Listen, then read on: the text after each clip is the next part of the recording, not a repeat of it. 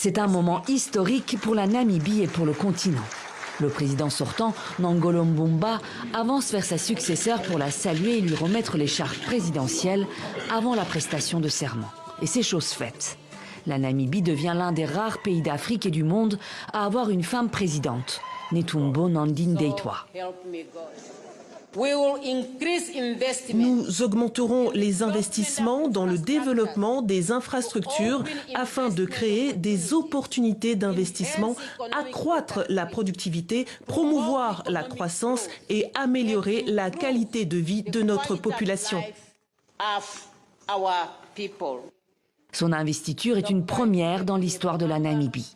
À 72 ans, Netumbo Nandi-Ndaitwah s'est présentée à la présidentielle de novembre en tant que candidate du SWAPO, le parti au pouvoir, lors d'un scrutin chaotique prolongé sur plusieurs heures ou plusieurs jours selon les bureaux de vote et contesté par l'opposition qui a dénoncé des irrégularités.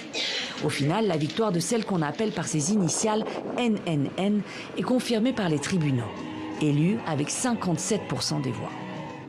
Mon élection à la plus haute fonction du pays brise définitivement le plafond de verre pour une femme namibienne. Sa première promesse a été de créer un demi-million d'emplois en 5 ans dans un pays où le chômage des jeunes atteint 44%. Si elle affiche des ambitions fortes en matière d'économie et d'investissement, la nouvelle présidente, fille d'un pasteur anglican, reste résolument conservatrice sur les questions de société, notamment sur l'avortement, interdit sauf circonstances extraordinaires en Namibie. Toujours est-il que NNN s'inscrit dans les pas d'Ellen Johnson Sirleaf, élue présidente du Libéria en 2006, alors une première sur le continent. Avec la Tanzanienne Samia Suluhu Hassan, elle est actuellement la deuxième femme présidente à la tête d'un pays africain.